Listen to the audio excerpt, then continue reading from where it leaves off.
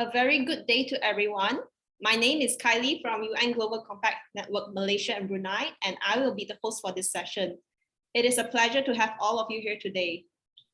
The invited speakers and panelists for this session are leaders in the property and construction sector across Malaysia, from design, consulting, development, and planning backgrounds. This session is part of many events held at Dubai Expo, of which the theme is Resilient Malaysia, delivering the climate agenda for global opportunities, organized by Kementerian Alam Sekitar dan Air, also known as KASA. The objective of this session is to explore the synergy between the public and private sectors of the property market and built environment in advancing climate action. Without further ado, please allow me to invite Dr. Som Heng Chun, who is the president of REDA Malaysia, to give a keynote on the current and proposed state of property development in Malaysia. Over to you, Dr. Som. Thank you. Thank you, Kylie. A very good day and salam sejahtera to Mr. Fairuz Nada, CEO of United Nations Global Compact Network Malaysia and Brunei, Mr. David Hashim, Group President of Veritas Design, esteemed panelists, ladies and gentlemen. It is an honor to be invited to deliver the keynote address at this Dubai Expo webinar. Thank you to the Malaysian Pavilion organizer, the Ministry of Environment and Water Malaysia, UNGC and Veritas for having me to say a few words about sustainability in the property market. I take this opportunity to congratulate all parties involved for organizing this timely webinar, as climate action are definitely required in the real estate business. Representing the Real Estate and Housing Developers Association this afternoon, allow me to start by giving a summary update of our property market. The recently concluded REDA media briefing last week revealed findings from a property industry survey gathered from about 180 member respondents, the survey which was done in September this year. The result reported that both the number of launches and sales performance went down by 8% and 6% respectively in the first half of 2021 against the previous preceding half, citing apartments, condominiums, and terrace houses in the price range of 250,000 ringgit to 500,000 ringgit as the most sought after. Increase in material and labor costs were among the main challenges to the developers, but the home ownership campaign has helped developers sustain sales during this challenging period. Despite the setback brought about by the various movement control orders in the last 2 years, our survey participants are hopeful of recovery in the property industry within the next 6 to 24 months. We are also hopeful that all the recovery plans and policy announced by the government would be implemented efficiently so that the nation will be able to move forward quickly. Ladies and gentlemen, due to the COVID-19 pandemic, many of us experienced being confined indoor and having to study and work from home. Expectation towards our own home may have also shifted. Many are more conscious that the homes and the environment we live in are naturally linked to our overall well-being.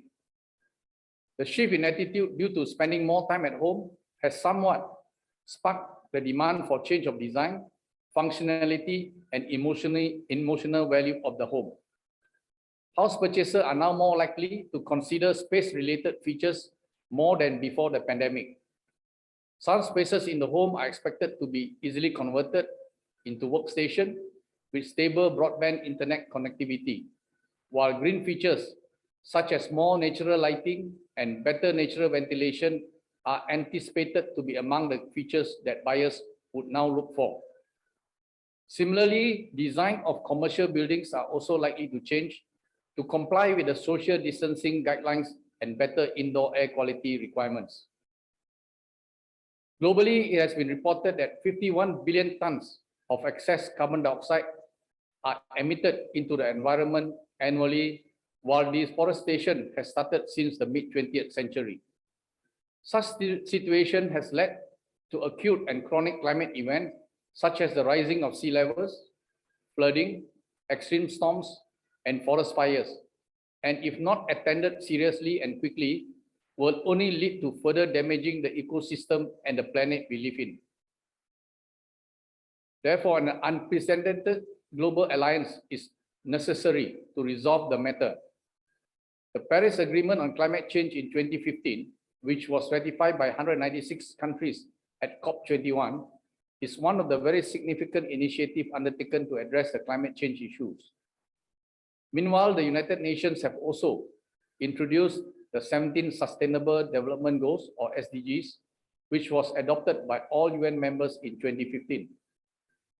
It aims to protect the planet, reduce poverty, and fight inequality, and lay the foundation for a sustainable world. Ladies and gentlemen, Malaysia as a responsible nation has also taken serious steps to fight climate change. As part of the recently announced 12 Malaysia Plan, we have committed to a net zero emission target by 2050. Details of the plan are yet to be released. However, a firm unconditional commitment for nationally determined contribution of 45% emission intensity reduction from 2005 levels have been pledged by Malaysia as part of the Paris Accord. Meanwhile, Bank Negara Malaysia has also released a climate change and principle-based taxonomy, or CCPT document, to guide financial institutions in assessing economic activities according to climate objectives. Several Malaysian banks have embarked to include ESG and climate-linked criteria into their requirements for both project and in financing. Bursa Malaysia has also made it a mandatory requirement for sustainability reporting from all public listed companies, and a separate Bursa for Good index, FTSE for Good index, would benchmark and list companies that have achieved an acceptable ESG score.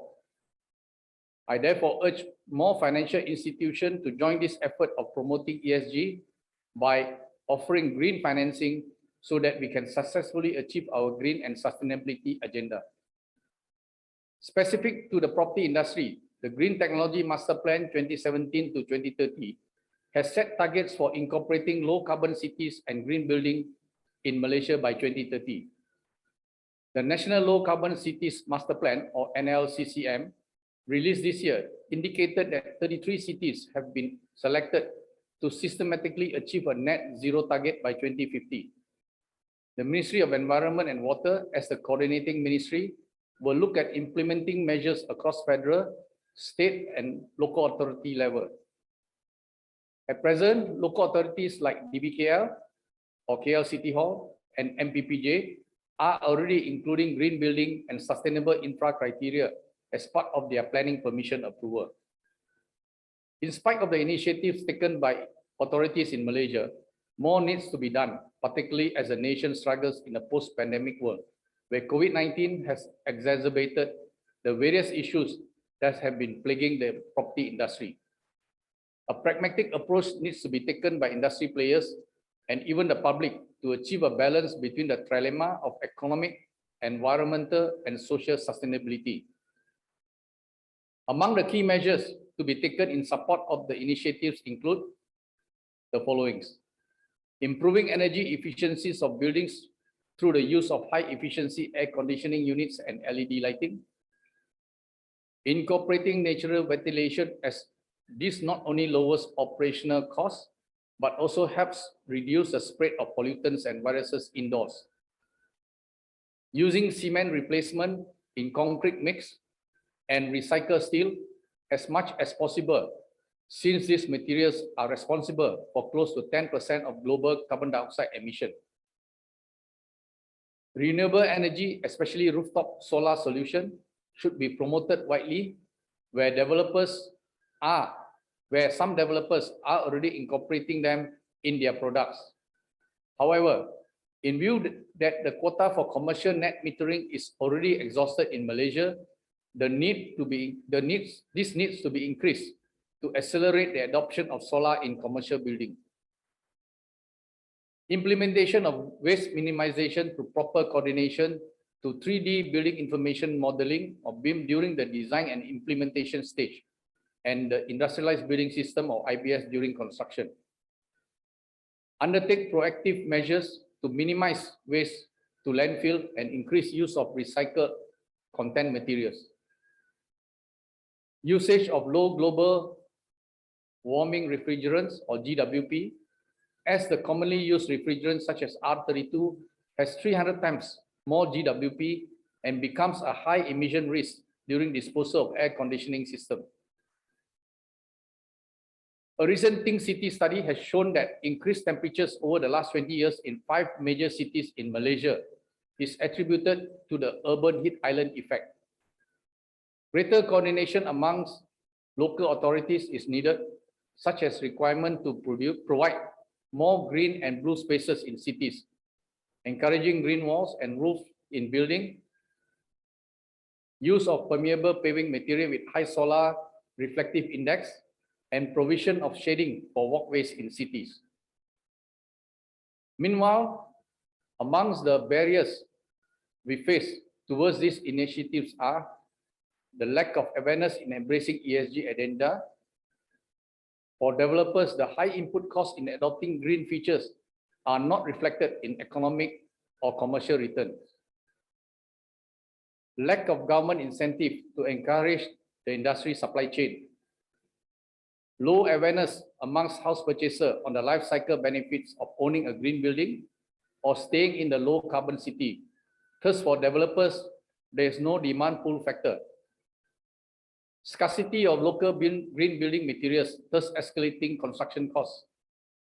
And the lack of green financing for ESG or green rated projects to accelerate adoption. To go green does not come without additional costs. We therefore have submitted some proposals to request for incentive from the government. As we embrace the green agenda in our budget 2022 proposal, and we look forward for a favorable outcome soon. Increasingly aware of the role developers need to play to ensure sustainability and protect the environment while developing the nation, REDA has embarked upon the formation of Green RE, an initiative set up by REDA in 2013 to drive sustainability in Malaysia's real estate sector. The company assessment framework is developed in collaboration with Singapore's Green Mark and is fully supported and recognized by all relevant ministries and local authorities in Malaysia.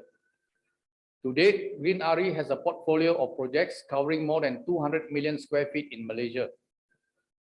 Green RE's building certification focuses on 6 pillars of sustainability when assessing a project, that is energy efficiency, water efficiency, environmental protection, indoor environmental quality, carbon footprint of development, and other green features.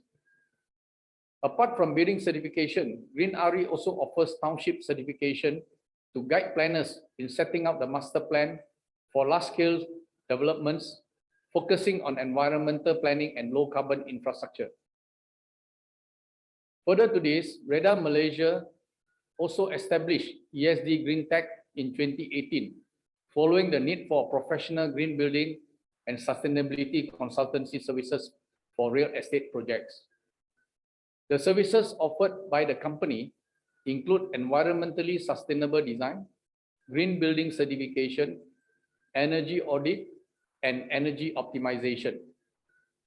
It aims to provide both tangible and intangible values to clients through design and cost optimization, operational energy, water, and resources saving, as well as industry recognition. Their total gross floor area delivered currently stands at more than 35 million square feet of green and sustainable spaces. REDA believes that these two companies will be among the drivers in our nation's 12 Malaysia Plan aspiration to facilitate sustainability in the property market. We hope that all industry players will undertake more proactive actions and move together, hand in hand, as a united front to address this global issue. Our commitment in this effort may be the change we need for a future for all of us. Once again, I thank the organizer for inviting me to be part of this Dubai Expo 2020 webinar. It has been a pleasure to be here. I wish everyone a fruitful and enlightening session. Thank you. Thank you so much, Dr. Song, for the insightful sharing. We will be having a panel discussion next, but before we move on to the next agenda, we will be having a short break. With this, I look forward to the next session and I'll see everyone in 5 minutes time. Thank you.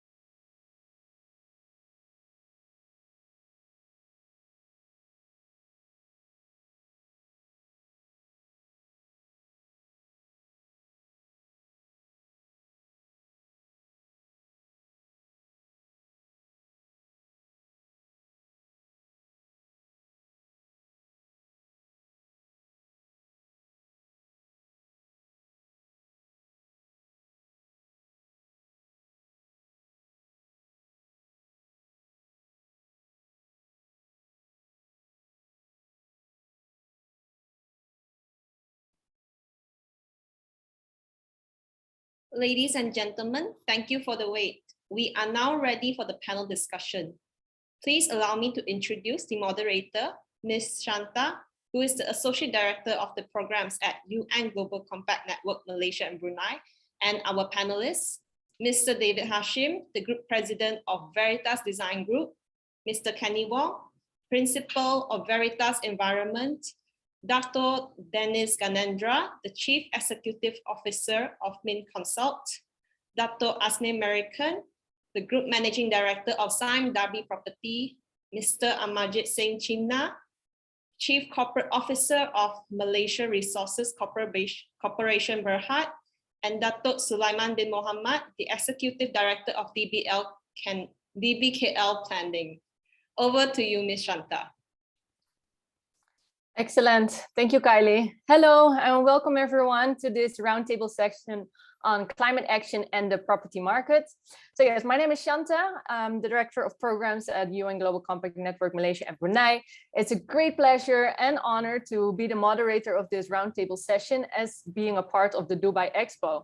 So you may wonder why we're talking about climate action and the property markets. Well, signs of the climate crisis have been on the rise, and many nations are already facing the effects of the changing weather patterns and temperatures. So in recent years, there's been an increased commitment among world leaders to achieve a net zero carbon future, and a growing momentum is as well being observed amongst the Malaysian government, investors, and businesses. So during the COVID pandemic, actually, this has further amplified the sense of urgency to tackle carbon emissions and mitigates the deepening impact of climate change. So given the critical role of the Malaysian property industry in making progress towards a low and net zero carbon economy, this roundtable session is going to address this topic and discuss about climate action and the property market, and exchanging the best practices and strategies which can also empower other business leaders from different industries in order to guide their organizations to adopt positive climate actions. So without further ado, I'm very pleased to welcome our esteemed panelists who are industry leaders, and we're very happy to be able to draw upon their expertise coming from this range of different sectors.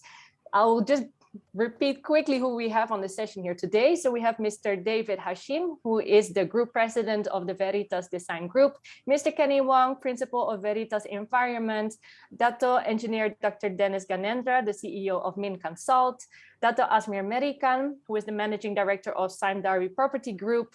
We have the COO of Malaysian Resources Corporation Berhad, Mr. Amarjit Singh Chinna, and as well, last but not least, we have Datuk Salumain, who is the Executive Director of the DBKL Planning.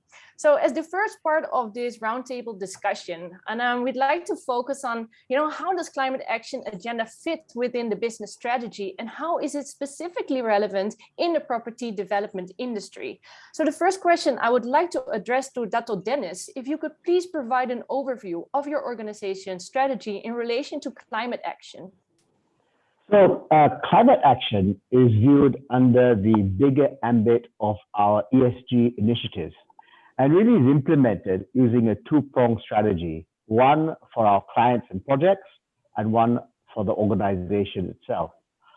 For the clients and projects, we launched in July 2020 the Mcconsult Sustainability Mission Statement, and all projects awarded after that must fall within this framework. And what MSMS did was to analyze the 17 UN SDG goals and crystallize what was relevant for the property, infrastructure, and construction sector into 8 supporting principles. And these were preservation and protection of the environment, minimizing wastage, adopting green technology, utilization of renewable energy, BIM, PDMS, and GIS, green modular concept, green ratings, health, safety, and well-being. And these supporting principles are supported by 28 action plans. All our project managers are trained to implement all these principles and offer it as a service for all Mcconsult projects and clients. For the organization itself, we have our Go Green initiative, and we set targets in terms of waste management and recycling, energy efficiency, water conservation, and our CHR outreach program. Going forward, what we're going to do is to measure our carbon footprint we're going to look at analyzing our Malaysian and international activities, create an inventory of emissions using established GHG protocols, and come up with our own corporate strategy for a net zero pledge in line with the national pledge. And once perfected for ourselves, we will share this with our local and international clients. So as you can see, a fair bit going on in the company on this matter. That's great. Thank you, Dato' Dennis. And so it is a very comprehensive approach that you have just outlined for us. So the next question I would like to ask Dato' Sulaiman, and to explain a bit on how do organizations see the key risks and opportunities, and actually how can you manage some of those climate change related risks? Okay, thank you, Shanta, and thanks to everybody. Good afternoon. So as a capital city of our capital of Malaysia, we are the signatory of Paris Agreement on combating the climate change. We are very committed in our mission for KL to be livable, sustainable, and resilient for city for all. Kuala Lumpur aspired to be achieve carbon neutrality by 2050. So everybody know that Kuala Lumpur are not free from urban challenges. We experience the effect of climate change, such as unusual heavy rain, frequent occurrence of flash flood, freak storm, and imminent rise of temperature. Therefore, it is absolutely necessary for Kuala Lumpur City Hall to address the climate change comprehensively. Kuala Lumpur City Hall have formulated several master plans, blueprints, and action plan in order to addressing this issue on urban climates. Indeed, these plans are important documents to regulate our planning and development in Kuala Lumpur. The Kuala Lumpur Structure Plan and the Kuala Lumpur Local Plan underpins the mission of transforming Kuala Lumpur into a city for all, and especially a special chapter for environment. Kuala Lumpur also have developed our own Kuala Lumpur Low Carbon Society Blueprint, Low Carbon Society Blueprint 2030, which the ambitious target to reduce 70% of carbon emission by 2030. Kuala Lumpur City Hall have therefore continued to build and develop Kuala Lumpur Climate Action Plan by 2050 to demonstrate our commitment to not only delivering concentrate climate action, also align with the delivering of objective of our Paris Agreement. We are also undertaking the city-wide greenhouse gas inventory development to track and analyze every source of greenhouse gas emission. Together, this priority action provide firm step toward a carbon neutrality and climate resilient future for our city. That is our plan. We have a lot of plan that try to accommodate and our action plan to combat the climate change. Thank you. Thank you so much, Dato'. And it's been interesting to hear in the business strategy perspective, both from the public and in the private sector. So when we're talking about how can you actually see the key business impact, and is it important as well for businesses to align their having a kind of blueprint or aligning to the SDGs? Perhaps Dato' Asmir would like to comment as well. And what are your comments on from your perspective, and how does Sime Darby Property also incorporate this in its strategy? Hi, Shanta. Thank you for the questions. I'd like to say hello to everyone on the panel and everybody tuning in. This is a hot topic, and I think discussions are always going to be a good Kickstarter to how we're going to do better, right? So, how do we leverage on being greener, and what do we do? And really, there are a couple of things that we can do. I think for us, there's two main things. Number one is to understand the impact of what our business and our operation have on the climate, yeah, and to set a target to be more sustainable or to be carbon zero, right? So that's number one. Number two, I think for companies, especially large companies, right, it's a great opportunity to be a force for good. And companies need to think about this. And in this era, in the 21st century, I think stakeholder capitalism is of utmost importance, right? There's no serious company, or you're not going to be taken very seriously if people can't see what is your social purpose, right? So stakeholder capitalism, I think, is here to stay. Everybody's talking about a double or triple bottom line. And companies need to have a strong CSR base. So let me elaborate a little bit on what I mean by the first point, which is to have to understand the impact of what we do. If you look at the way businesses operate, there's always an opportunity to do better. There's always that opportunity. So earlier this year, we launched our Concept Home 2030 competition. The idea is to challenge the convention, to see how do we plan, design, construct, add technology, modularity, disruption to the typical Malaysian terrace home. It's been built the same over so many years, right? Why is that so? I think that's a big question that we as people in this industry need to think about, right? And the question is, can we use greener materials? I know, can we, Datuk So mentioned, we're generating solar, some homes can come with solar, but I also think that homes should come with batteries, right? Because what we need to do is to offset some of this and head towards energy independence. This is what we can do if we think about what Elon Musk has with the power wall, right? All you need to do is to offset some of this energy, and you get better energy independence. We can have more apps in our homes, right? To look at security, electricity consumption. The moment you understand how much electricity and which appliance is consuming, electricity, you modify your behavior, right? We can look at modularity in terms of spaces, because we need to use spaces needs to have multi-usage, right? And of course, green construction is very, very important, right? So in Malaysia, we've got another thing that we really love: cheap foreign labor. It's such an insatiable appetite. But we need to find a solution around this, because you won't be here forever, right? And I think the industry needs to work, because the cost of substitution right now is just not workable, right? So we need to work with government. We need to work with industry. We need to have policy. How do we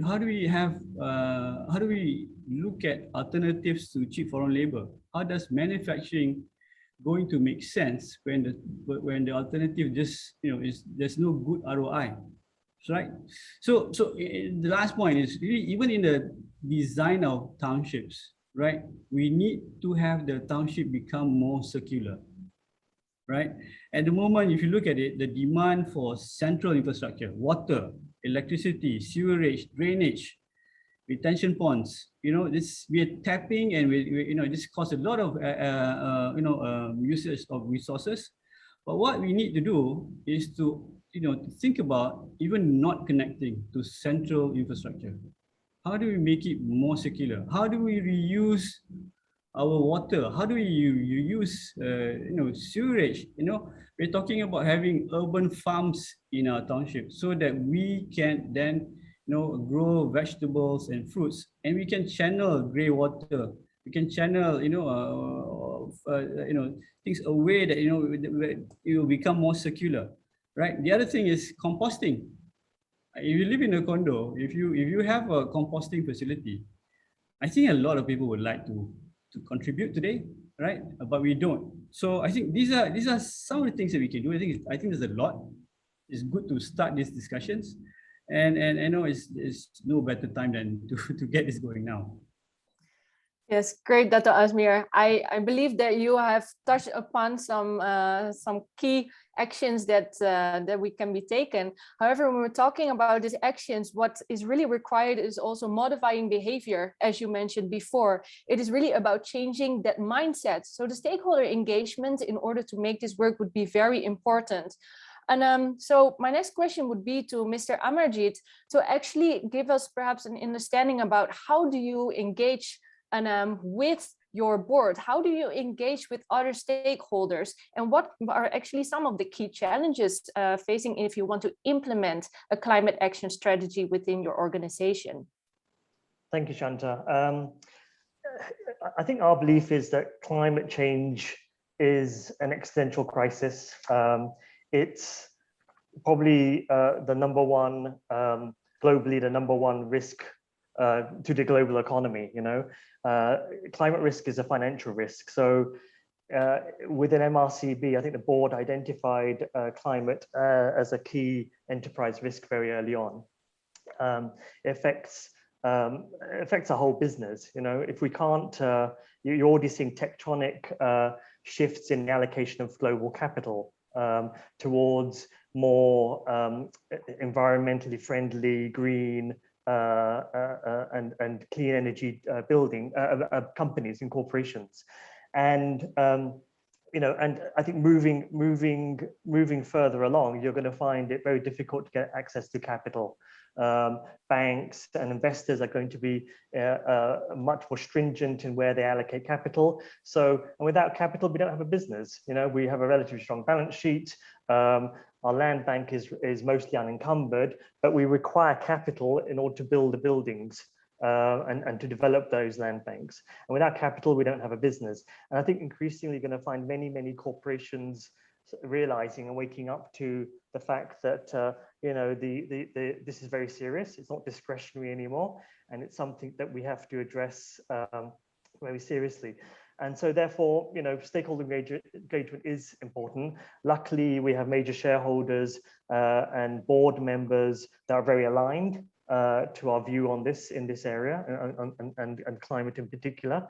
And what we've been doing is we've been basically talking to all of our stakeholders, particularly our investors and our bankers. I've done a series of one-on-ones pretty much with all the analysts which follow MRCB. Numerous fund managers. I've probably spoken to 300 or 400 people this year alone. And this isn't going to change. This isn't going to end. We don't have to keep doing this. We have to report on all the key data in relation to climate, all the metrics and targets, all our action plans. It's all very well having a net zero commitment as we do already in 2040, but how are we actually going to get there? What are the pathways of getting there? We need to flesh these out in detail, and we need to articulate these to all of our stakeholders, not just investors and bankers, but also to our suppliers. I think the most complex thing isn't our scope 1 and scope 2 emissions, which which are within our control and we have a handle on. But scope 3 downstream is something which is going to be very complex and difficult and challenging to address. We've started talking to our suppliers. We've written to our top 20 suppliers that account for about 50% of our of the amounts we procure by value, and we're basically communicating. We're just trying to survey them to begin with. Where are they on this? Have they thought about this? Do they have policies? Do they have any action plans? Do they measure their carbon emissions already? And if they don't, when do they propose to start thinking about it? We want to align our own corporate plans on scope 3 with our suppliers, and I think many are going to require a hand-holding. There's a tremendous amount of capacity building that's required. So we don't want to shock our supply chain. We want to reach out to them. We want to help them. We want to point them in the right direction. UNGC is a great place to point them to. There are a lot of resources they're probably not aware of, a lot of carbon calculators that are available, and a lot of help they can get. So those are just some of the things that we're doing. Excellent. Yes, there's a wide range of stakeholders. So organizations, as you have pointed out, can no longer just operate and focus on sustainability in a silo. And so perhaps, Mr. David, would you like to comment as well? Like, how can you build a supporting culture in order to drive the sustainability agenda? And as well, from your perspective, what are some of your experiences when implementing this and engaging with your range of stakeholders?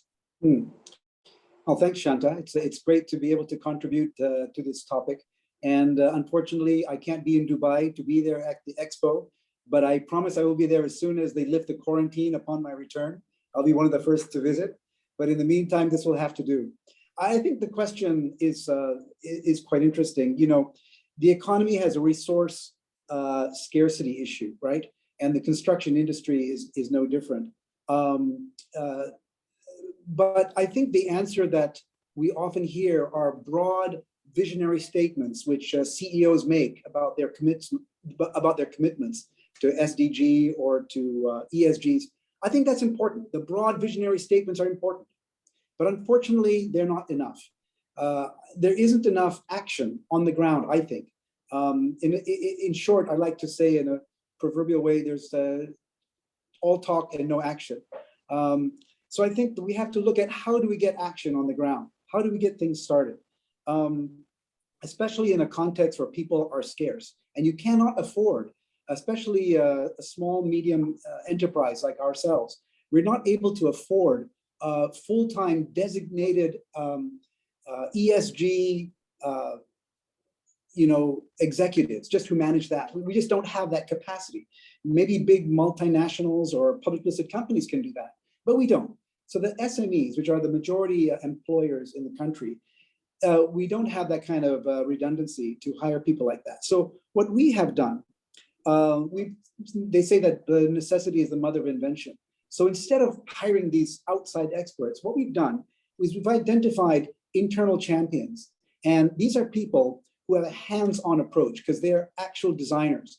They're either architectural designers or they're town planners or they're engineers. And we give them individual tasks. And therefore we can spread the workload of ESG transformation, not just from the top down, trying to push it, but also from the bottom up. So for example, here at Veritas, we have 7 key areas. We call them the SWAT team, SWAT team, special weapons and tactics. And each of them is a different aspect of ESG because none of these people are full-time in their role. They still have their 9-to-6 job. They've got to meet deadlines. They've got to keep their clients happy. But in addition, they have these other roles. For example, we have the Veritas Fund for Excellence, which is our CSR initiative. Nicole Hernandez, she's one of our amazing young architects. And they do things like beach cleaning and mangrove planting.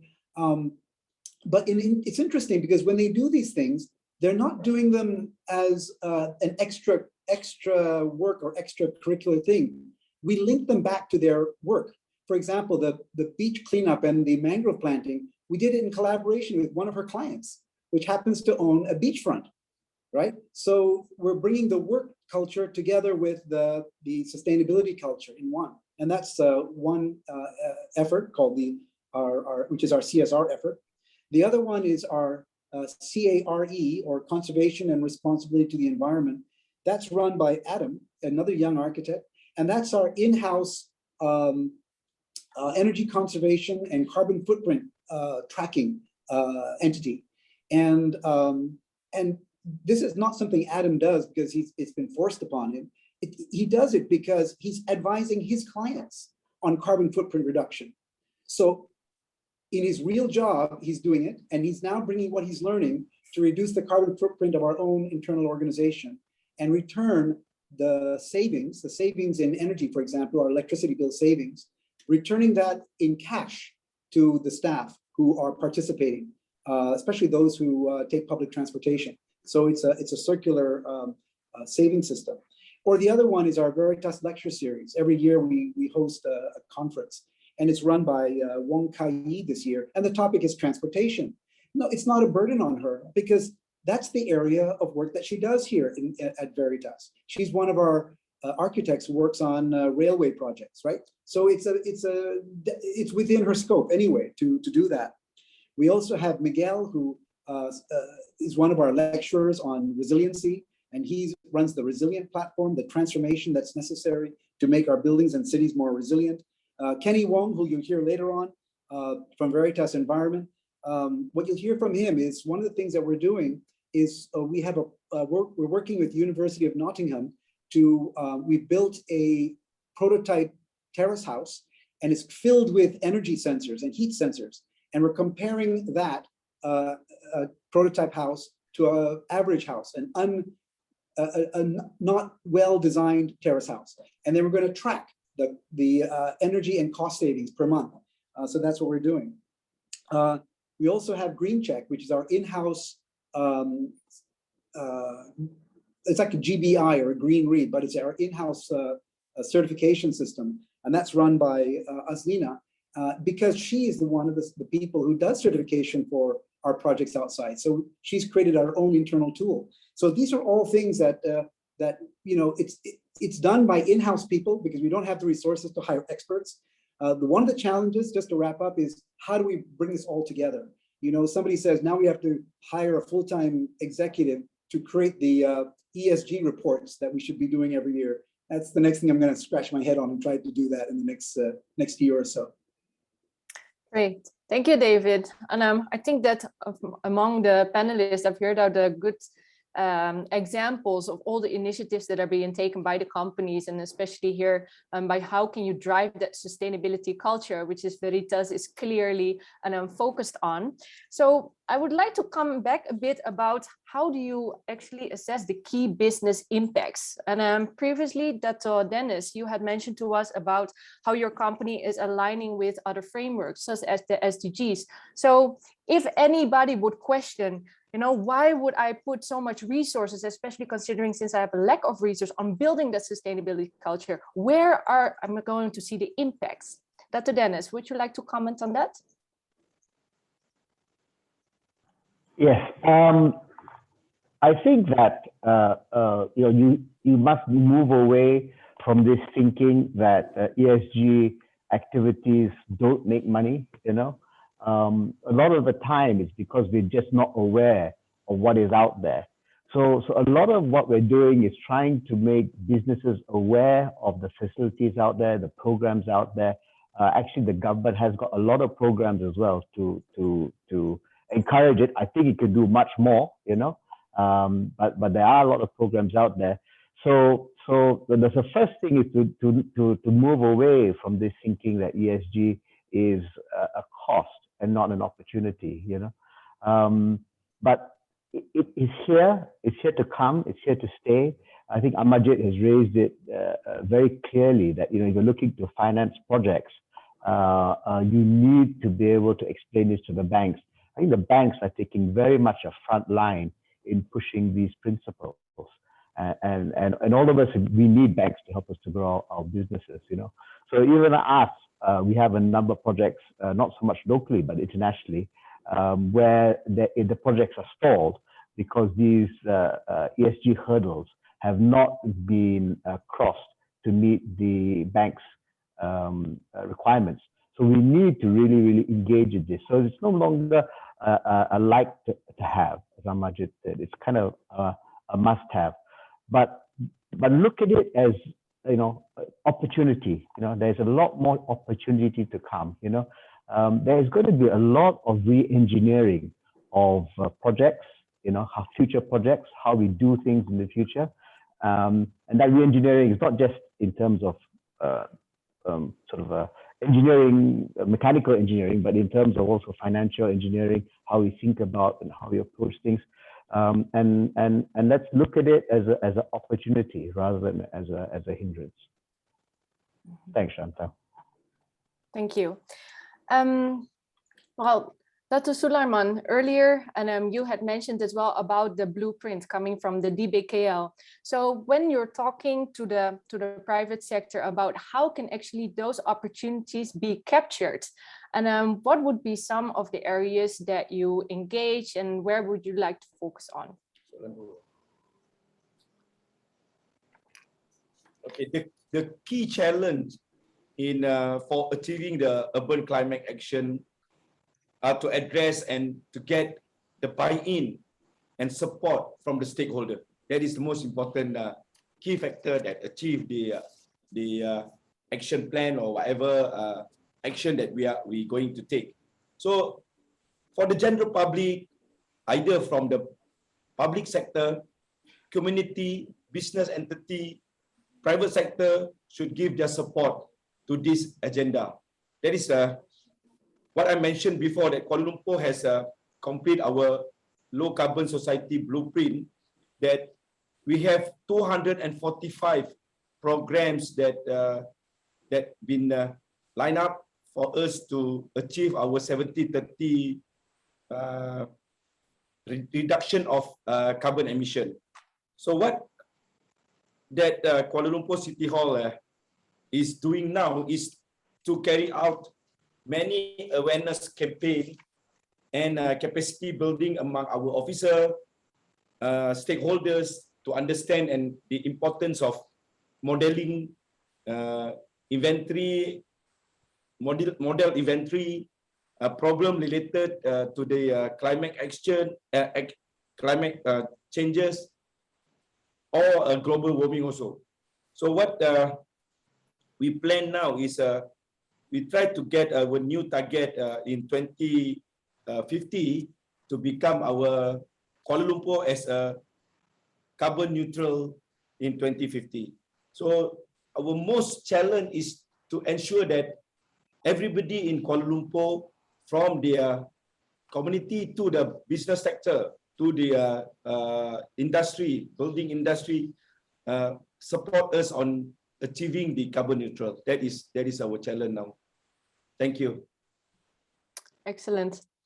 And my next question will be to Kenny of Veritas Environment, because as we previously heard, that target setting is very important in order to achieve the climate agenda and its goals accordingly. So how would you recommend as well? What's the importance for businesses to start with target setting, and how can they make measurable progress? In order for businesses to make target setting, first of all, they need to be realistic in terms of the achievement that they're planning to achieve. Okay, let's talk about in terms of SDG and ESG, like what the 12th Malaysian Plan have already announced, where these two will be given a primary focus as the main objective in achieving the government's target. So for a target setting of a company, they have to be realistic in terms of their budgetary, in terms of how are they going to achieve in terms of the ratings on getting ESG as part of the BUSA's latest requirement. Okay, so all comes back to in terms of their capability in terms of budgetary, in terms of the technical capability and also the properties that they own. So they need to set a realistic target, like for example, okay, further down the road, maybe 5 to 10 years, okay, what are the achievements that they really need to take a look in terms of an targeted rating for ESG? If let's say they're going for a very high target, then of course the additional investment costs has to be there, and they need to be realistic in terms of budgetary. So that's what they can actually look into that. And you know, in terms of target focus itself, I think it's very important for them to be realistic, to achieve whatever that they think that can further down the road. And also it ties in with, you know, all the green sustainable economic sectors that we have. And by doing so, they also need to bring in terms of the experts that they can help them, and also to make use of the government's incentive that has been rolled out down the 12th Malaysian Plan. Like for example, we talk about the carbon tax, which is in the pipeline. So this is actually a really good shot in the arm in terms of the green economic social sector, because you know, this is the first time that carbon tax is being introduced in Malaysia. And you know, previously before that, we have a really encouraging response from the public in terms of having green tax incentive and to certify all the green buildings. So that is something that a lot of big companies can actually target and take a look on. And also when we look into this kind of trends, we have to be realistic, because multinational companies are the ones that are moving into this direction, and we need more of these kind of companies which have vision for the future. And in terms of our local companies, I would say that yes, it's indeed a bit of a setback, because we haven't really got that advanced capability in terms of budgetary, in terms of vision. But I do really hope that with this 12th Malaysian plan being laid down the road, it will really help and boost the green economic sector, and also to help companies to set a realistic target in terms of the kind of ratings that they can achieve for that. Yeah. Thanks, Shanta. Great. Thank you, Kenny. So, and when we're talking about actually how can you balance the economic considerations together with environmental factors, I'd like to address the next question to Dato' Asmir. So from Sime Darby Properties perspective as well, how do you actually balance those key investment considerations from your perspective? Yeah, that's a good question, and I think Dato' Dennis mentioned, right? There's a cost to this. I believe that we are at a place where it is currently a cost, right? And where we need to go with more green initiatives and substitution, as we will get to parity. And there will come a time when parity will actually even improve, that green solutions will be cheaper. This is where it's going to go. The way we're challenging things in Sime Darby Property is that you just can't have a substitute which is going to cost you more money, right? You've got to find a solution that is better, but also saves you money. And this is the challenge that we've given people. How do we do this? Now, I don't, profess that this is not going to be something easy, right? So this is something that is going to be hard to do, but this is the right direction for us to go, right? Number two, I think we need to go towards neutrality, and we need to set a date. When are we going to do this, right? And we got to be clever doing this, because it does impact current cost structure, right? But I think as any company, we've got to make a decision when are we going to do this. So we are looking at this. In fact, management has come up with a date, but we've got to prove it that we can do it, and it has to be auditable. You can't greenwash this stuff. You've got to be able to prove it scientifically. So there's two things that we need to look at. Number one is operational carbon. Right, we know our data. We know that we've got how much do we pollute each year? And we generally for us 36,000 tons a year times 48 years in operations. There's a couple of million tons of carbon out there, which has never been sequestered, right? So what are we going to do about it? So that's actually a simpler problem to solve. The second and more complex problem is embodied carbon. That's carbon along the entire value chain, right? That's something that is more complex. We are starting to understand this, and mind you, right? I have a not large, but a significant sustainability department here, right? That looks into all this and analyzes this, and they're dedicated people that tells me this stuff, and they're trying to get better and better, right? And this is not easy, and Malaysian companies are learning how to deal with this. So what we need to do, I think, you look back what Dato' Som said in his speech, that the whole industry's got to go and think about what we're going to do. What we need, in fact, to do better is to get clearer direction and policy. Once industry understands what is the direction, what is the policy, we can mobilize. We can understand where we are going to put our money and how we're going to recover our investments. So that comes from having clearer policy, right? And then we are able to implement. So we are a business, we have to make money. But to drive and to be a catalyst, I think we need to set that direction. So I'm excited to hear about Malaysia going carbon neutral by 2050. I think what will come next is clearer policies, guidelines, and it will trickle down to industry. And when it comes down to industry, I think that's the exciting part where all of us can work together and see how do we get there sooner than later. Excellent. Thank you, Dr. Asmir. So as you mentioned, like the direction in policy, which will then also be the direction in that businesses are going to take, will be very important and to achieve climate action goals.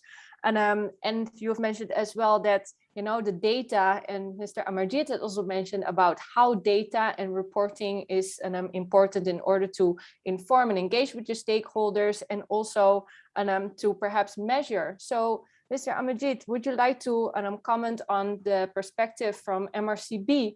Like, what is the data? Is data, how do you collect your data? Where are the starting points? Is this helping you to make your decisions on where the direction of the company is going?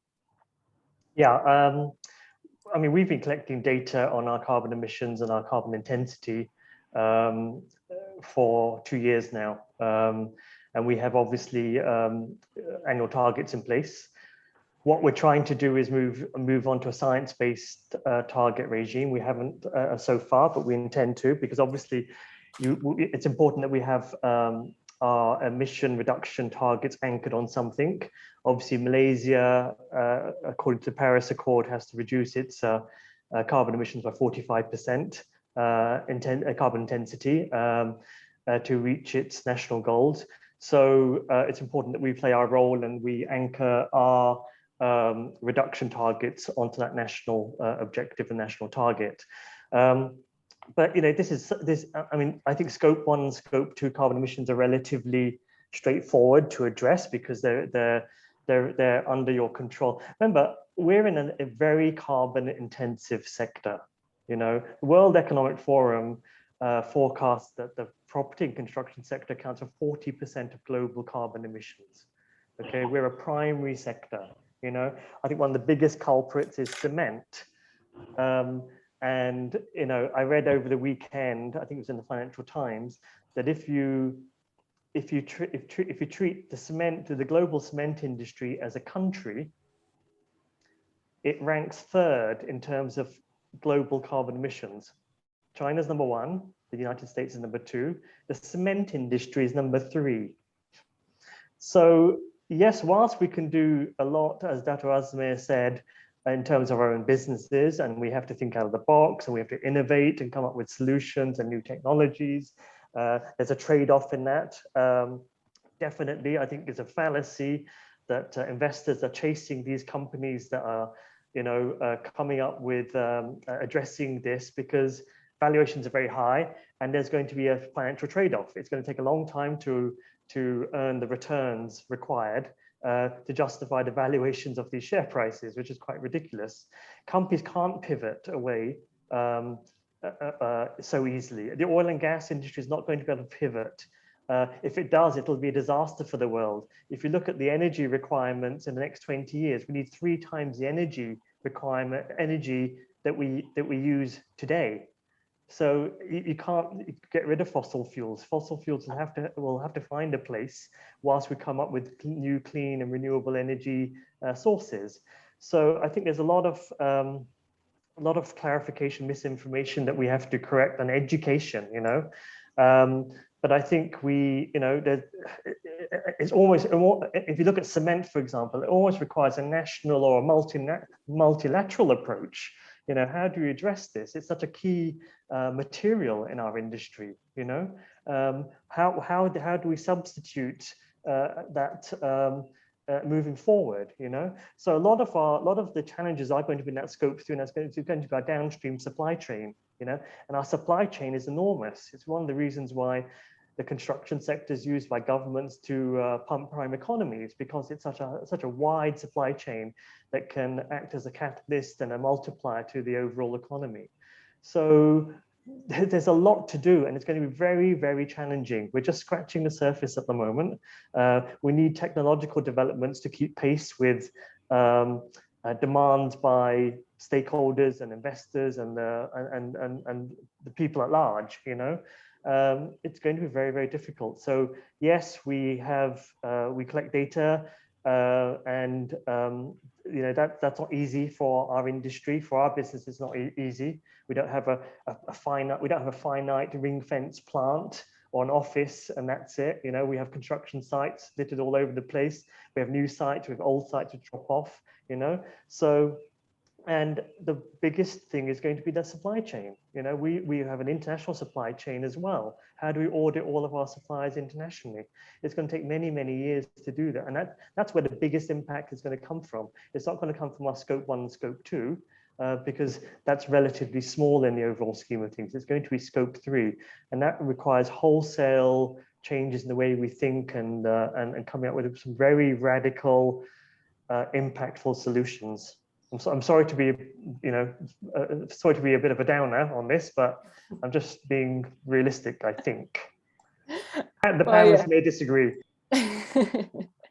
Well, I won't disagree with you. There are huge challenges ahead. And I do believe especially the construction industry, given its big impact, and will be heavily scrutinized as well on what are the changes and what is the action plan that they will do in order to mitigate all of this climate risk. So actually, especially seeing as, you know, property and construction has such a visible and tangible representation. And David, perhaps could you advise and give your comments on how property companies can prevent the greenwashing label? And because with its visibility and which is known and impact on climate change, there's a very fine line. So would you like to comment on that? Well, first I want to say that Amarjit is not an optimist or a pessimist. I've always known him as a realist. So whatever that says about the situation, you can take it or on its own merits. You know, I think, you know, Dr. Azmir talked about the importance of policy, and I do agree that policy is important, but I also think that equally important is the market and how we can stimulate self-interest of the market to drive the response to climate change. And what I mean by that is, I think if we have the right information, the right data, the right tools, I think we can educate the public, meaning the buyers of our products in the construction industry, apartments, houses, hotels, shopping malls, whatever, to educate them that we're not trying to make them altruistic. We're not going to depend on their altruism to save the world. That won't work.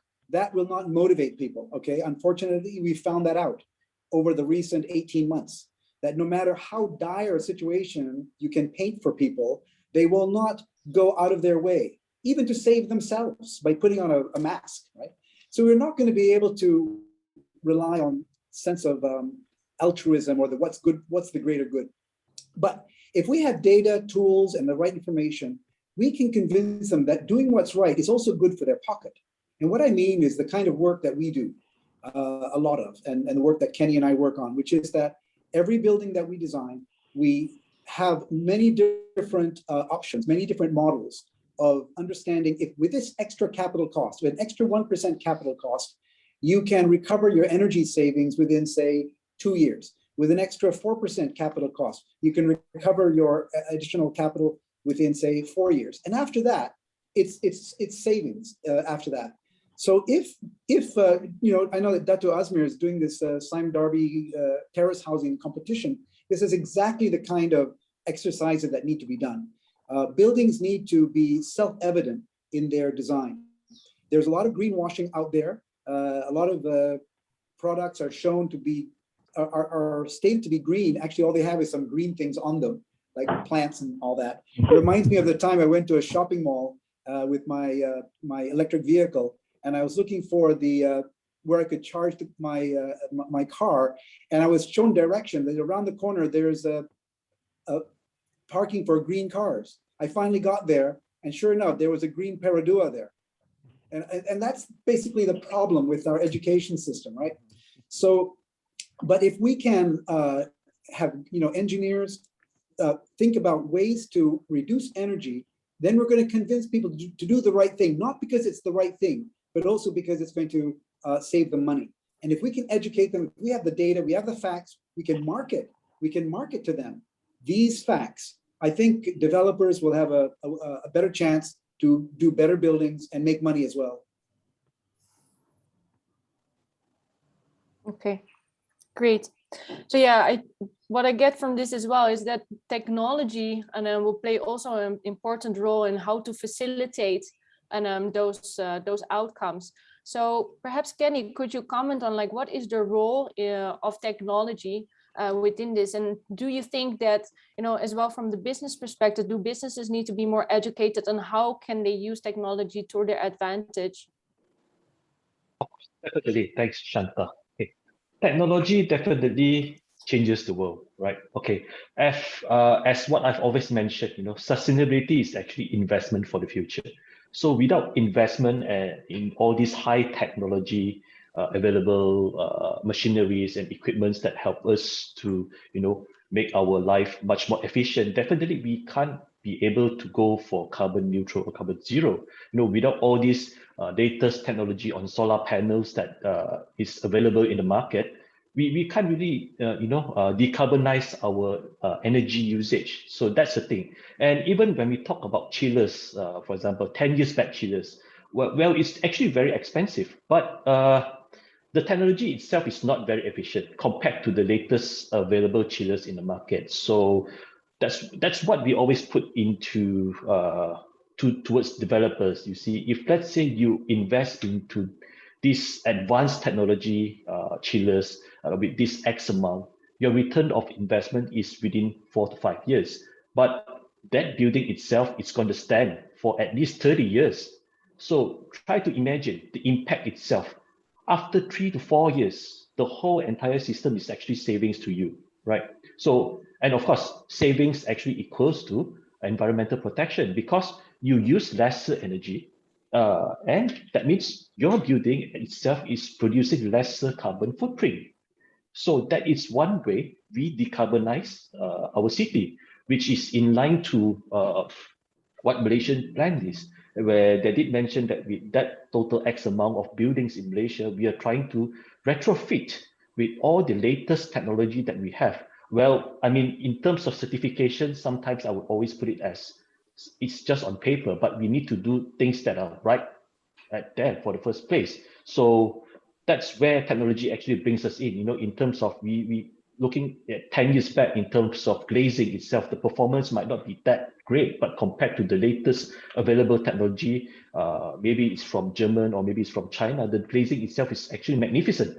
And the cost itself is actually much more cheaper compared to 10 years back. So it's actually a no-brainer. That's why I always mention to clients, you know, to developer friends, you know, sustainability is actually investment for future. It's something that we need to do, and it's part of our responsibility, you know, as a developer, as a contractor, as a consultant, as an architect, and as an engineer.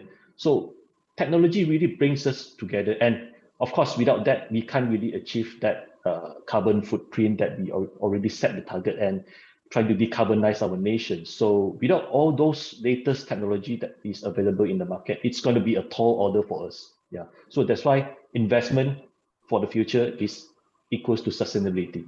Yeah. Great. Thank you, Kenny. So when we're talking about, I can jump in there, Shanta. I'm intrigued by what Kenny said, but I also want to say that I'm more optimistic than pessimistic, because I look around and especially at the property development industry, right? There's so many things that we're doing, and we know that we're not doing a good job, right? There's so many things that we can do better, and from design. I mean, I'm not an engineer like Dato' Dennis, you know, or an architect, but I look at things, you know, quite, you know, freshly, I suppose. I mean, the whole team knows we can do so much better. We now, you know, things have kind of bubble up now that we really want to get things done. And if, you know, just design of the township, we can see that we can do better. We're not talking about green cement. And you know, as I say, you ask and you demand and you will receive. Somebody is going to go and figure out how to make green cement cheaper, right? There are people out there, you put up the biggest problem in the world, people will solve it. So I think I'm very optimistic in the way that, you know, we can solve it faster and better. We'll surprise ourselves. That's number one. Number two, I think Kenny, maybe because we have Datuk Sulaiman here, right? I don't get a chance to see him all the time. So, one of the things that we see, one of the fastest way you can turn around and get buildings to become greener is to rate them and let them display their rating in front of their buildings as you walk in. And, if you get a tax incentive, great. So maybe Datuk Sulaiman, you want to have a 5-star building or a 2-star building in Kuala Lumpur, and no building owner wants to be a 2-star building. They'll be forced to change their ratings. So there's a lot of things we can do. So I think that is a good suggestion to us that every building need to be put their certification in front of the building. That is good. Lobby, you see that, yeah. We try to introduce the what we call it dry construction, which in accordance to the what we call it the IBS. So with this, then you can go for the green building. So then, as you say, maybe we can put the certification in front of their building, big signage. So everybody don't want to be a low rated. Of course, they want to be the high rated building. Thanks for the suggestion. We will look into that. Thank you. It's called the name and shame process. Can I just also add? I agree with Dr. Azmir. I think we're talking about the risks, but obviously there are huge opportunities out there. And if somebody does come up with these solutions, there's a lot of money to be made, and capitalism is always a very good incentive for creating solutions. And also I agree with what he's saying about a lot of the issues that the industry has. I mean, like our dependence on foreign workers. I mean, why to this day are we so dependent? That's just laziness, I think. It's an unsustainable crutch that the industry has. It's been very exposed by COVID over the last couple of years.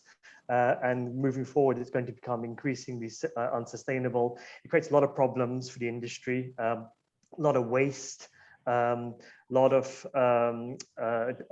poor quality construction, because the foreign workers we use are very low quality, are very unskilled. And it's a financial drain, So again, we need to deal with very fundamental problems that the industry has. And we've come up with a modular construction technology, which we've patented, which we believe reduces a lot of waste, a lot of energy consumption, and a lot of our dependence on foreign workers. And the reason why we have foreign workers is because obviously construction is a 3D industry, dirty, dangerous, and difficult, and a local population doesn't want to enter into it. But if you change that and change the perception, make it safer, make it so that work isn't undertaken on site, it's undertaken off site in controlled, safe environment, there's no reason why the local Malaysians won't enter that and look for careers in that industry, And that technology is aligned to 5 different UN SDGs. It's much faster. You can construct a high-rise building in half the time it normally does using traditional construction, and it saves a lot of money, which you can pass on to the consumer. And as I said, a lot of diverts, a lot of waste which goes to landfills which we're running out of, which are becoming end of life, which generate a lot of methane, which is 72 times worse than carbon dioxide in terms of warming the planet. So there are solutions, and I think I agree with Dr. Azmir completely. And that's what we need to do. I mean, obviously there are bigger issues that we need to deal with globally as an industry. Given we do create so much carbon intensity globally. But yeah, I mean, I think there are pockets of innovation which are going to help us get there. And I think people will do very well financially as a result of innovating those. One of the areas of innovation, Amarjit, since you mentioned concrete contributing so much to global climate change, and I've been reading about new research and development in different forms of concrete. See, currently, concrete uses aggregate, which is blasted out of limestone hills, right? But the future will be recycled aggregate, which means that old buildings can be crushed The concrete and the brick can be crushed to form a recycled aggregate. I don't know why we do still cut down limestone hills today. It's absolutely unnecessary, except there isn't a ecosystem ready to pound the aggregate into gravel to be built into new buildings. Similarly, for the steel that goes into reinforced concrete, all the steel that goes into reinforced concrete tends to come from steel mills, which is creating almost new steel.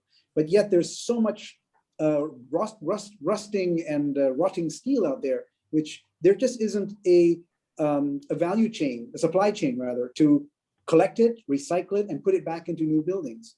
But the last point I'd like to make before Shanta kicks me out is, I mean, good news is if you look at global population growth, most analysts feel that we've passed the point of the highest growth rates, that we are now going into an era of moderate growth rates and eventually plateauing rates, that the only last continent to actually be growing population may be Africa. But the rest of the world, by the year 2050, will have stagnated in growth. In fact, some countries, as you know, are reducing in growth. And if there's any hope for a sustainable future, it's where population growth starts to average out, even if we start using more energy per person, per capita. Okay, back to you, Shanta, sorry. So it's a great discussion amongst the panelists. So as we are entering now, it's the last 15 minutes of our discussion. I would actually like to take this timing for all the panelists to give a brief start. What are the starting points when you are starting to enable climate action within your organization? Because during the past hour, we have heard a lot of different examples, the challenges, the opportunities. But for you, what could be and what could your advice be to the business leaders out there who are listening to this? What would be some of those starting points? Dato Dennis, perhaps you would like to start. I think that let's look at the national agenda. If I can focus on that, because when you look at the national agenda, then it rolls out to the businesses. I think that nationally we can do much more in terms of the green agenda. There's a lot of talk about carbon tax, but before we implement the carbon tax, there's a lot that we can do as a nation. So as an example, one of the big issues that we have is that renewable energy in the country is funded by a cess that's collected from the consumers and an amount paid by TNB. So whatever green power is paid by contribution from this consumer cess as well as TNB's payment. Now TNB actually pays less for green energy than it does for dirty hydrocarbon energy. So to us, this is illogical and unfair. And if you can get TNB to pay a higher displaced cost, then that cess, which is collected from the public, can go much further and develop much more RE projects for the country. Similarly, there's a lot of antiquated rules at the moment, which are hindering implementation of RE projects. So some of these are like engineering rules, things like reverse energy flow. These are antiquated sort of conventions which have no real engineering basis. If we can get rid of these rules, and it costs nothing to do that, and there's no engineering basis for these rules, we can implement much more RE projects in the country.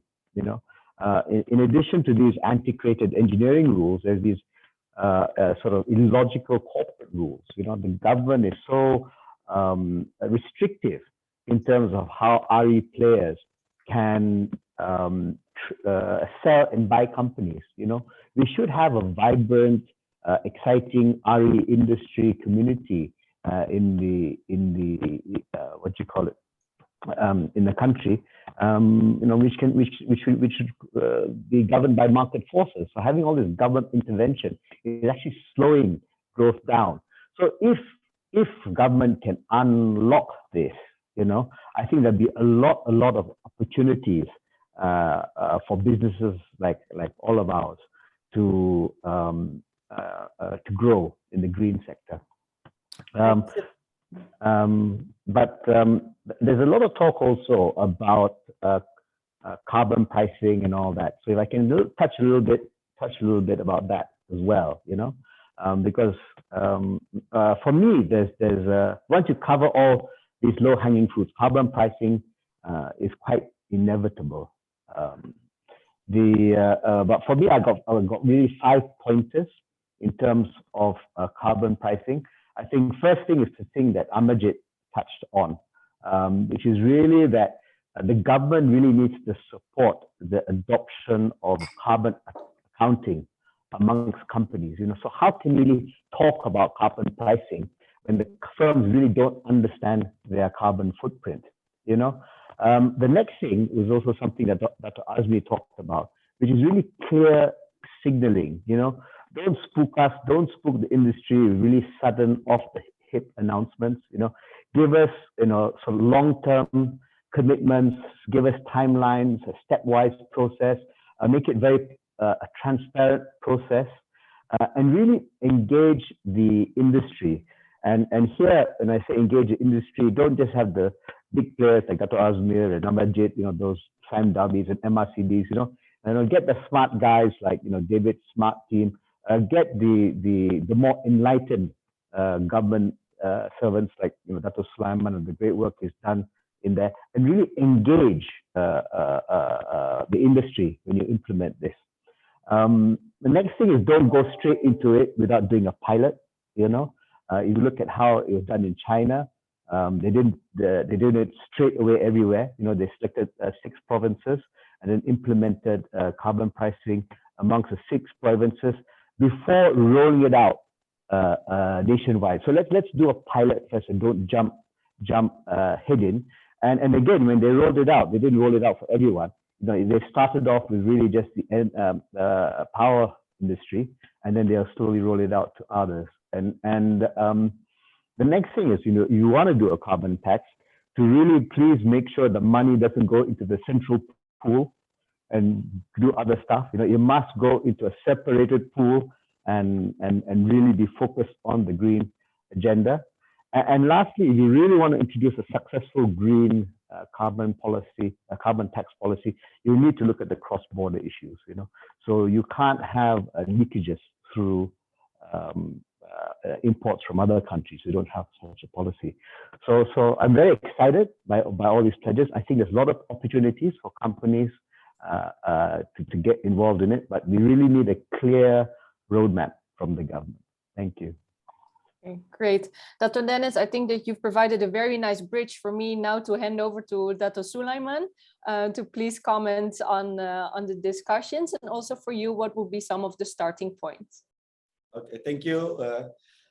As a development regulator in Kuala Lumpur, of course, we try to work closely with all the property development industry and all the developers to help us in achieving this carbon emission by imposing few conditions in development order for their development project. Of course, what we are encouraging all the developer to build a green building. Whatever it is, it still need to be accredited as a green building. Provide a pedestrian walkway to link between the buildings, so that we will walk through the building, not use our motor vehicle, and then provide shuttle service and to the transit station to support our mobility. And then the latest or the newest that we impose in our planning condition is at least every building need to provide 30% from the possible renewable energy into their building. That is the latest one that we impose. Of course, other than that is imposing the rainwater harvesting system in their building and others, some sort like that. So we are encourage all the stakeholders to be with us and make sure that to ensure that the low carbon blueprint is achievable. That's about all. Thank you. Thank you, Dato. Then now I would like to give to Dato Asmir. What, from your perspective, what will be some of the starting points?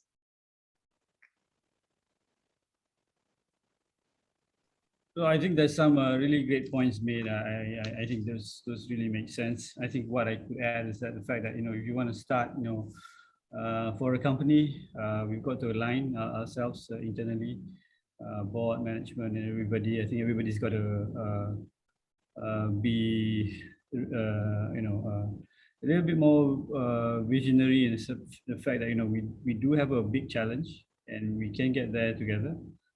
So what we're doing is, setting our own target. Our board has challenged us to, look at it and prove it scientifically before we make an announcement. So we're doing that. But internally, we are excited the fact that we have an aggressive target, and we're going to work backwards to see how do we change our operations, understand the cost implications, look at substitutes. So there's a lot of work, a tremendous amount of work, but that's our starting point. Great. Amarjit, what would be your words of advice, and where can business leaders start? Just start. That's my advice. Small steps, don't be too ambitious, just start. I think a lot of people have a fear of the unknown. I think we do ourselves a disservice by, we have a lot of jargon which complicates things or makes things sound very complicated. But actually, it's very simple. I think once you get into it, you'll find it's very simple, especially in Scope 1 and Scope 2. Establishing a baseline for Scope 1 and Scope 2. I mean, Scope 1 is basically just your company cars, probably your vehicles, your direct fuel cost. Scope 2 is your Tenaga bills, your energy bills. You have calculators you can get to help you assess what your emissions are. And just start measuring. That's all. And then I think also I agree with Dato' Asmir again that I think it needs to be a cultural approach. I think you need to align your organization. Everybody from the CEO down to the tea lady has a role to play in this, need to understand what it's about, why we're doing it. I think a lot of people probably don't understand the SDGs actually even, and just simply explaining what they mean and what their purpose is important. I think a lot of tools available, like, as I said, UNGC has a number of tools. You have a great academy with some amazing online e-learning courses, which we utilize across our organization. They're very short, to the point, 30 minutes. And, we've made it mandatory for staff to take those. And, it's just messaging, communicating and aligning. And I said, it's behavioral change, it's cultural change. Otherwise, I think you're just going through the motions and box ticking if you don't do that. The tea lady needs to understand why she needs to switch off the kettle on a Friday evening before the weekend. Simple things like that. The drivers need to know, about driving in a way which doesn't consume too much petrol, and so down to that sort of level as well. If you get down to that level, you're gonna succeed, because everybody's going to understand what it's about, and they're all going to be aligned, and they're going to come up with ideas themselves. And I think that's what we found, and I think that's what will help us get to where we get to. It's a journey, it's a marathon, it's not a sprint. So but just start. Excellent. We have 1 minute left, which I would like to give to David to give his final advices as well, especially seeing your great experience in driving sustainability culture. So what would be your advice? Well, we can wait for policies to change, right? I mean, we can fight for that, and we can argue for that, and that's very important, because at that level, that's very critical. As leaders, and all of us here are leaders, we could also be pushing these things from the top down. We could be forcing our staff to do these things because we think it's right. And that, frankly, I have had the most fun and the most success with a bottom-up approach. Kind of like what Amarjit said, which is you paint the big picture of what the challenges are. You paint the big picture of what the opportunities are. And then you know what? You let the young people come up with the ideas. In fact, many of the projects that we're on now, like I mentioned, the mangrove planting or we're now putting a green roof or planting vegetables on the roof of our building. These were not my ideas. These were not my ideas. They all came from the bottom, from the younger staff who have learned what we need to do. And I think that's the future for my organization, for Malaysia, maybe for the world, that the leaders and those of us who are maybe above 50 or some of us above 60, we're moving on, but we've got to inspire. And sometimes we have to write the checks. Sometimes it's just about writing checks, but that we need to budget for that. It's the young people who are going to drive the change. And that's my last message to the audience out there in Dubai or around the world. Drive the change. Thank you. Thank you so much to all our esteemed panelists. It's been a great and insightful discussion, and we really appreciate your most valuable input. So this has been the ending of this roundtable. Kylie, over to you. Thank you. Thank you, Ms. Shanta. I would like to thank all the panelists and moderator, which are Ms. Shanta, Mr. David, Mr. Kenny, Dr. Dennis, Dr. Asmir, Mr. Amajid, and Dr. Sulaiman for your sharing. Those were great insights and expertise from all of you. I would also like to thank Kementerian Alam Sekitar dan Air, KASA, for providing this opportunity, and Veritas Design Group for co-organizing this session with UN Global Compact Network Malaysia and Brunei. This session is now coming to an end, and I hope all of you receive all the insightful details you needed. With this, I would like to thank everyone again for attending our session. Stay safe and have a great evening ahead. Thank you. Thank you, everyone.